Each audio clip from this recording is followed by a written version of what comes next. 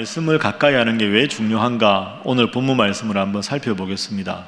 먼저 오늘 본문 말씀 1절을 화면으로 보시면 예수님께서 말씀을 전할 때 수많은 사람들이 찾아왔습니다.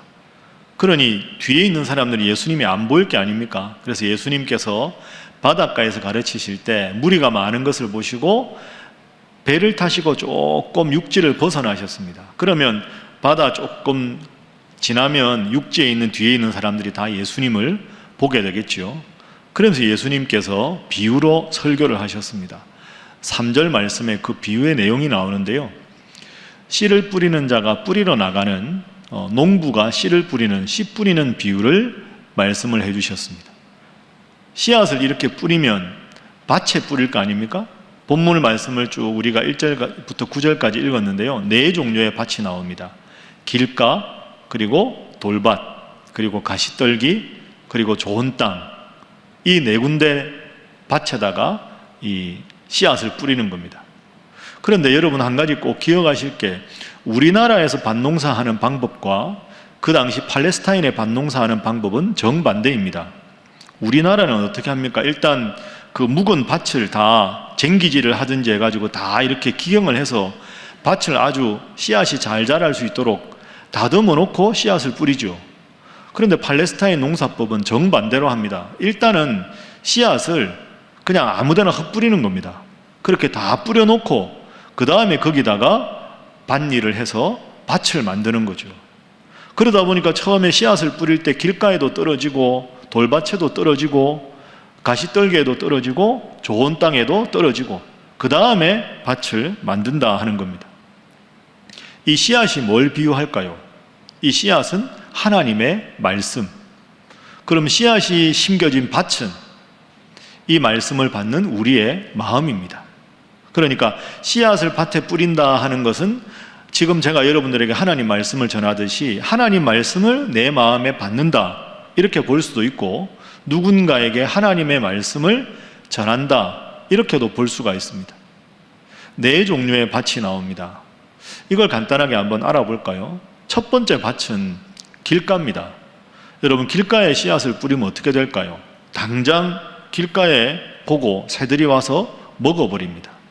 이건 비유하자면 하나님 말씀을 듣긴 들었는데 듣자마자 사탄의 유혹에 빠져서 그 말씀이 전혀 마음에 심기지 않고 바로 사라져버리는 걸 말합니다. 두 번째 밭이 뭐죠? 돌밭입니다. 돌밭은 돌이 아주 얕죠. 흙이 아주 얕습니다. 그러니까 뿌리가 내리지를 못합니다.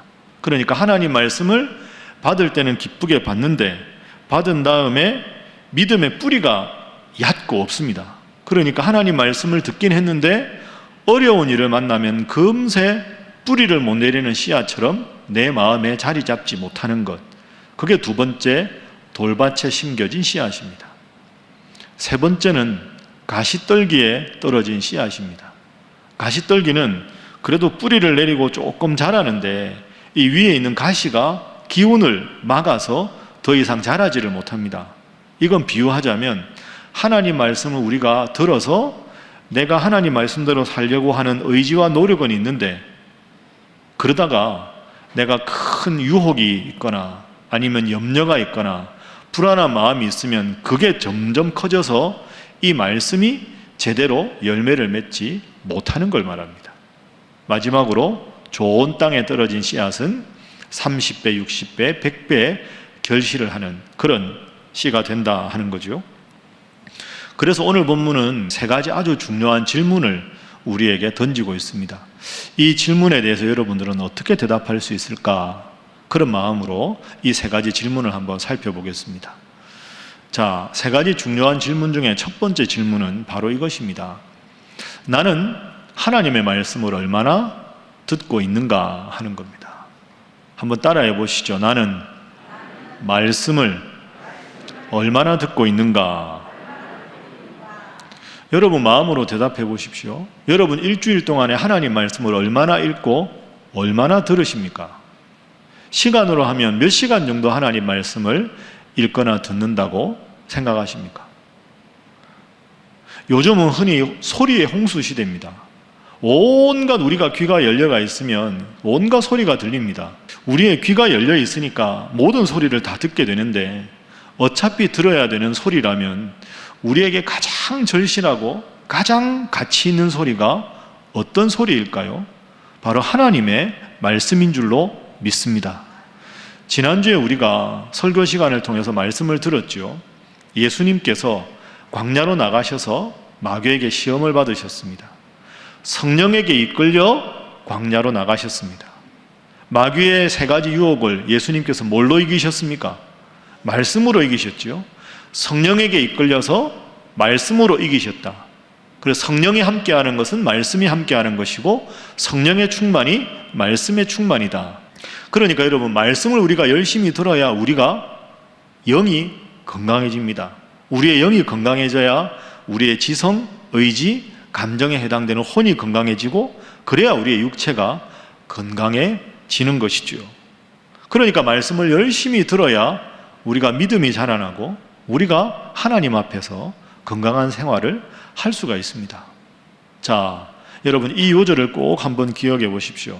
로마서 10장 17절 말씀입니다. 우리 다 함께 한 목소리로 읽어봅니다. 시작.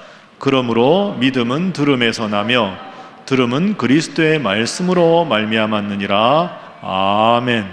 한번 따라해 보시죠. 믿음은 어디서 난다고요?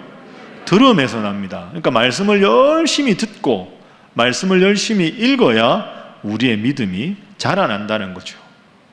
그런데 하나님의 말씀을 점점 읽고 듣는 일이 우리의 영적인 게으름으로, 나태함으로 점점 멀어지게 되면 우리가 건강한 삶을 살아갈 수가 없는 겁니다. 특히 이 세태 자체가 매우 비기독교적이고 반기독교적으로 흘러가는 것도 안타깝지만 사실입니다. 성경에 이미 예언이 되어 있습니다. 디모데 후서 4장 3절 4절 말씀 보십시오. 때가 이르리니 사람이 바른 교훈을 받지 아니하며 귀가 가려워서 자기의 사사로운 욕심을 따를 스승을 많이 두고 또 그 귀를 진리에서 돌이켜 허탄한 이야기를 따르리라. 바른 교훈보다는 귀에 듣기 좋은 욕심 충족할 수 있는 것 듣고, 진리보다는 거짓과 허탄한 이야기를 더 즐겨하는 것이 세태다 하는 거죠. 아무리 세상이 이렇게 악하게 변해가도 또 여러분의 인생에 때로는 참 힘들고 어려운 일도 위기가 있더라도 내가 행복하고 강건하게 살아가는 가장 중요한 것은 하나님의 말씀에 있다 생각하고 말씀을 듣고 말씀을 읽는 일에 집중해서 하나님 주시는 큰 복을 누리는 여러분들 되시기를 주님 이름으로 축복합니다. 그러니까 첫 번째는 내가 얼마나 말씀을 열심히 듣고 있는가. 두 번째, 오늘 본문이 우리에게 질문하는 것은 이것입니다. 내가 말씀을 듣긴 하는데 그 말씀이 내 마음의 중심에 있는가, 아니면 내 마음의 가장자리에, 변두리에 있는가, 그걸 한번 잘 생각해 보십시오. 제가 지금 여러분들에게 설교를 하고 있습니다. 설교자는 저 한 사람이죠. 그러나 여러분들 중에는 지금 여러분의 마음이 길가인 상태에 있는 분도 있고 돌밭, 가시떨기, 좋은 땅 다 있을 겁니다. 그런데 같은 말씀을 듣는데 왜 누군가는 크게 열매를 맺고 누군가는 말씀을 듣자마자 요 예배당 문을 탁 나가면서 신기하게 다 잊어버릴까요? 왜 그럴까요? 그 이유를 우리가 어디서 찾을 수 있을까요? 솔직히 말씀드리면 저도 설교 준비하는 게 힘들 때가 있습니다. 늘 하나님께서 신선한 영감을 주시면 얼마나 좋겠냐마는 때로 힘들 때가 있죠. 바쁠 때도 있고 지칠 때도 있습니다. 그런데 제가 이게 설교단에 올라와서 여러분들을 보면 그런 마음이 싹 사라집니다. 여러분의 말씀을 경청하는 태도가 참 훌륭하기 때문이죠. 그래서 설교 준비는 게을리 할 수가 없습니다. 흔히들 목사님 설교 준비를 무슨 요일부터 시작하십니까? 그러는데 설교 한 편은 목사의 평생이 걸린 겁니다. 주일날 예배 끝나고 주일 저녁부터 저는 다음 주일 설교 준비를 시작합니다. 그게 여러분들을 위한 목사의 기본적인 바른 태도라고 생각하기 때문이죠. 여러분 오늘 예배 끝나고요, 식사하시고 1층에 가서 로비에서 여러분 동료 옆에 앉아 계신 성도님들이 말씀과 함께를 얼마나 열심히 쓰고 공부하셨는가, 성경 필사하신 분들 노트를 한번 들춰 보십시오. 정말 감동입니다. 야, 어떻게 그렇게 깨알같이 하나하나 말씀을 받아 쓰셨는지, 제가 그분들의 그런 모습 보고 참 은혜를 많이 받았습니다. 여러분들 모두가 그렇게 하지 못하시더라도 선한 자극을 받으시는 건 참 필요합니다. 내려가서 한번 쭉 둘러보시면, 같은 하나님을 믿어도 나에게 이런 열심이 과연 있었는가 스스로 돌아보는 좋은 기회가 될 겁니다. 여러분, 우리 교회에서 예배를 드리다가 혹시 여름 휴가 때나 부득이한 사정으로 다른 지역에 가서 다른 교회 예배를 드릴 때가 있습니다. 그러면 그 교회가 은혜롭고 부흥하는 교회인가, 은혜가 별로 없고 좀 힘든 교회인가, 그거 어떻게 알아차릴 수 있을까요? 제일 쉬운 방법이 있습니다. 그 교회 가서 예배 드려보면 압니다. 예배 시간에 뭘 보면 아느냐? 은혜가 있는 교회냐 없느냐? 설교 들어보면 압니다. 설교 들어볼 때 뭘 아니냐? 설교를 듣는데 조는 교인이 많으면 은혜가 없는 교회고요, 조는 교인이 없으면 은혜로운 교회입니다. 우리가 말씀 드릴 때 참 멋진 구절이 하나 있는데요, 시편 119편 103절 말씀입니다. 화면 보십시오. 함께 읽습니다. 시작. 주의 말씀의 맛이 내게 어찌 그리 단지요, 내 입에 꿀보다 더 다니이다. 아멘. 하나님 말씀을 듣는 것이 얼마나 단지, 내 입에 꿀 먹는 것만보다 더 하나님 말씀이 답니다. 멋지지 않습니까? 여러분, 누구의 목소리를 들을 때 꿀보다 답니까? 누구 목소리를 들을 때? 잘 생각해 보십시오. 사랑하는 사람의 목소리를 들을 때는 꿀보다 답니다. 그죠?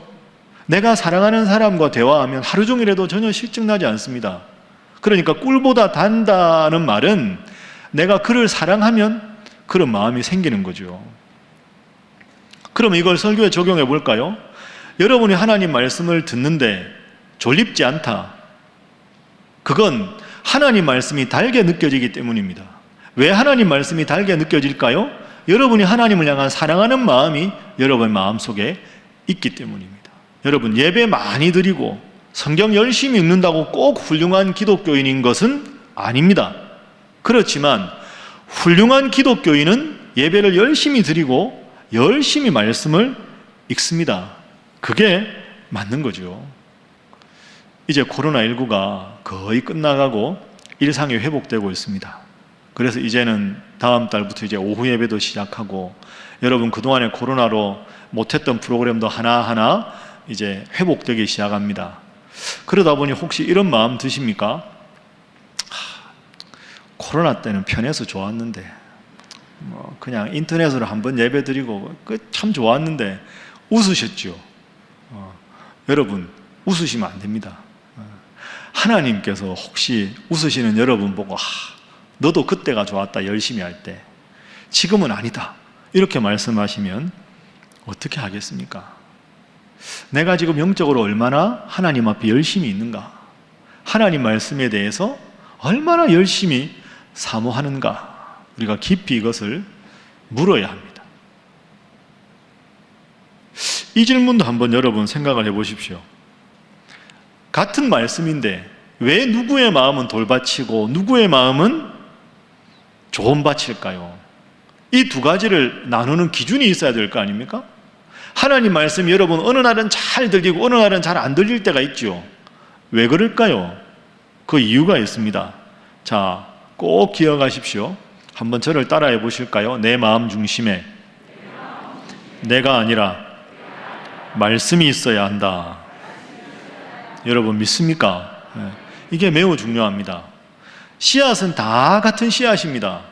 씨앗이 다른 게 아니고요, 씨앗은 같은 겁니다. 그런데 밭 자체가 능력이 있어서 씨앗이 열매를 잘 맺는 게 아닙니다. 말씀을 받는 건 다 똑같습니다. 길가에도 떨어지고 좋은 밭에도 떨어지고, 이 땅 자체가 대단한 땅이라는 게 전혀 아닙니다. 근데 뭐가 다를까요? 길가에 떨어진 것, 돌밭에 떨어진 것, 가시떨기에 떨어진 것은 쉽게 말하면 내 마음에 말씀이 들어오긴 하는데 내 마음에 저 언저리에, 가장자리에 있는 겁니다. 그럼 내 마음 중심에는 뭐가 있을까요? 내가 있는 거죠. 내 생각, 내 관점. 그런데 갑자기 인생에 큰 어려움이 생겼습니다. 그럼 내 마음 중심에 있는 이 문제가 평소보다 점점 커 보이게 되죠. 이게 점점 불안과 걱정이 많아지면 내 마음을 내 걱정과 불안이 가득 채웁니다. 그럼 가장자리에 겨우 이제 뿌리를 내리려고 하는 이 말씀의 싹을 가장자리를 향해서 중심이 퍼져나가니까 밀쳐서 떨어져 버리는 거죠. 그 말씀을 듣긴 했는데 길가가 되고 돌밭이 되고 가시떨기가 되는 겁니다. 중요한 건 위치입니다. 좋은 땅에 떨어졌다는 말씀은 내 마음 중심에 하나님이 계시다는 거죠. 그러니까 내 마음 한복판에 하나님 말씀이 떨어지는 겁니다.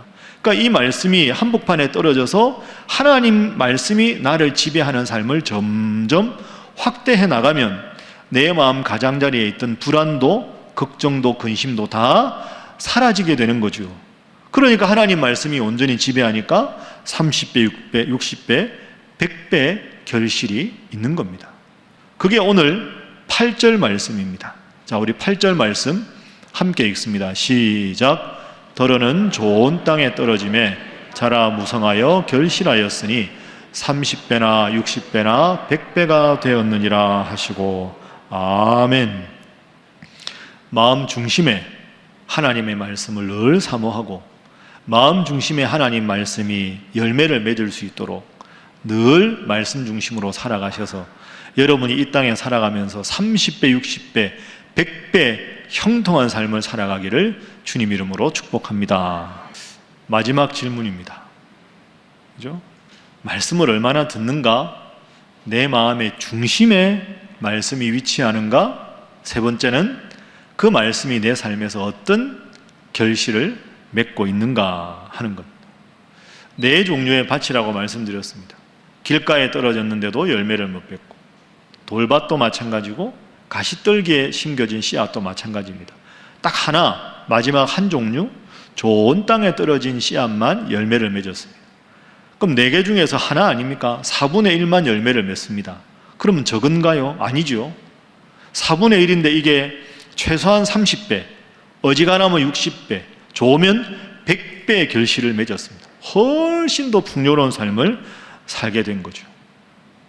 그러니까 첫 번째는 말씀드린 대로 내 마음의 가장자리에 말씀이 심기는가, 내 마음 중심에 말씀이 심기는가 하는 게 중요하고, 두 번째로 하나 더 꼭 기억하실 게 있습니다. 이 비유가 아주 중요한 비유인데 다음에도 이 말씀을 읽을 때마다 꼭 여러분이 기억해야 될 표현이 하나 있습니다. 자, 두 가지를 구분하겠습니다. 한번 저를 따라해 보시죠. 말씀을 듣다. 그러니까 듣다로 그치는 게 있고요. 다시 따라합니다. 말씀을 받고. 다시 하겠습니다. 말씀을 듣고. 말씀을 받다. 이게 다릅니다. 말씀을 듣는 것에서 그치는 게 있고요. 말씀을 듣고 받는 것까지 나가는 게 있습니다. 이 표현이 오늘 본문에 나옵니다. 자, 확인 한번 해볼까요? 16절 한번 보십시오. 돌밭, 열매를 못 맺었죠. 돌밭에 뿌려졌다는 것은 이들을 가리킴이니 곧 말씀을 뭐 할 때? 들을 때. 그러니까 돌밭은 듣는 것으로 끝난 겁니다. 길가는 이미 떨어져서 새들이 먹어버린 것이고, 가시떨기는 18절 보십시오. 가시떨기에 뿌려진 자니 이들은 말씀을 뭐 한다?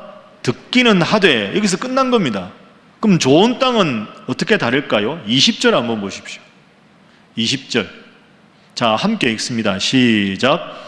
좋은 땅에 뿌려졌다는 것은 곧 말씀을 듣고 받아 30배나 60배나 100배의 결실을 하는 자니라. 아멘.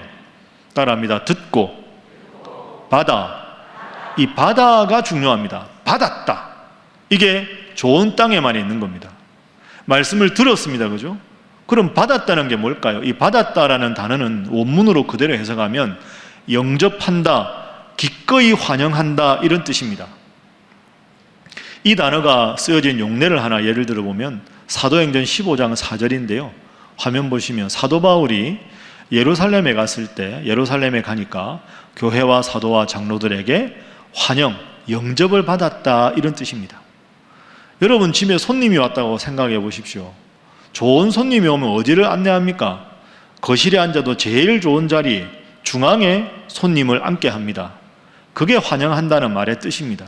그러니까 말씀을 다 함께 들었는데 들은 다음에 말씀을 기꺼이 내 마음 중심에 영접을 해서 그 말씀을 내 마음속에 늘 즐거워하고 묵상해서 말씀대로 살아가는 과정까지 가는 게 좋은 땅에 떨어진 말씀을 듣고 받는 것이고, 들은 데서 그치면 열매를 못 맺게 되는 거죠. 만약에 이 말씀을 듣고 받아서 이 말씀대로 살아가면 내가 하는 생각, 내가 하는 말, 내가 하는 행동 다 하나님 뜻대로 되게 해달라고 마음 중심으로 기도하겠지요. 그러면 그런 삶은 내 인생을 내가 사는 게 아니라 하나님이 대신 살아주는 삶이 되는 겁니다. 어느 쪽이 더 복된 삶이 되겠습니까? 하나님이 살아주셔야 복 있는 사람이 되는 거죠. 이게 성경입니다. 그죠? 여러분, 성경책을 딱 중앙을 딱 펼치면 성경 어디가 나올까요? 시편이 나옵니다. 시편의 주제는 1편. 시편 1편 1절이 뭐라고 시작합니까? 복 있는 사람은. 그러니까 성경은 우리에게 복 있는 사람이 되기를 바라는 겁니다. 복 있는 사람은 어떤 사람일까? 2절에 보면 그 비결이 나옵니다. 함께 읽습니다. 시작. 오직 여호와의 율법을 즐거워하여 그의 율법을 주야로 묵상하는도다. 아멘. 그러니까 오늘 본문하고 이 시편 1편이 연결되는 겁니다. 말씀을 듣고 마음 한복판에 그 말씀을 기꺼이 영접하고 받아들여서 1편 2절처럼 하나님 말씀을 묵상하고 그 말씀을 즐거워하고 살아가는 사람, 그런 사람이 복이 있는 사람이다. 그런 사람은 시편 1편의 표현대로 하면 물가에 심겨진 나무, 시절을 쫓아 과실을 맺게 되고, 이사야서의 표현대로 하면 물된 동산 같은 그런 삶이 되는 거죠. 말씀을 마음 중심에 모시고 듣고 받아서 30배, 60배, 100배의 결실하는 인생이 복이 있는 인생이다 하는 겁니다. 지난 주간에 한 교계 존경받는 목사님이 짧은 글 하나 쓰셨는데요, 제가 한번 인용을 해보겠습니다. 저는 천국에서는 황금길을 걷는다고 할 적마다 참 기분이 좋습니다. 이 세상의 모든 사람에게 황금이 신입니다. 돈이 하나님입니다. 그런 인생을 향해서 예수 믿는 우리 하나님의 자녀는 황금 같은 것 정도는 발로 깔아 뭉개면서 걷는 존재라고 가르쳐주고 있습니다. 얼마나 기분 좋고 통쾌합니까? 생각만 해도 신이 납니다. 이 세상에서는 돈이 신입니다. 그러나 우리에게는 모든 것의 주인이신 하나님이 계십니다. 그분이 내 아버지라서 참으로 행복합니다. 말씀을 이제 정리하겠습니다. 여러분은 어떤 인생이 행복한 인생일까요? 하나님을 잘 믿고 하나님 말씀을 중심에 모시고 살아가는 인생이 복 있는 인생이다, 이렇게 성경은 가르칩니다. 물론 여러분 쉽지 않습니다. 그렇게 살고 싶은데 자꾸 내 마음에 가라지가 드나들기도 하고요. 또 때로는 내 마음에 세상적인 것이 자꾸 왔다 갔다 하고 은근히 자리를 잡아서 세상의 유혹, 염려, 걱정 때문에 마음밭이 정말로 기름진 마음밭이 되고 싶은데 그러지 못할 때가 많이 있습니다. 그래서 우리가 늘 습관을 쫓아서 말씀 읽는 게 중요한 겁니다. 시간을 정하고 늘 말씀을 묵상해서 마음 중심에 하나님께서 여러분의 인생을 지켜주셔서 정말로 좋은 땅에 떨어진 복음의 씨앗처럼 30배, 60배, 100배의 큰 복을 누리시는 우리 사랑하는 신일의 모든 성도들이 되시기를 주님 이름으로 축복합니다.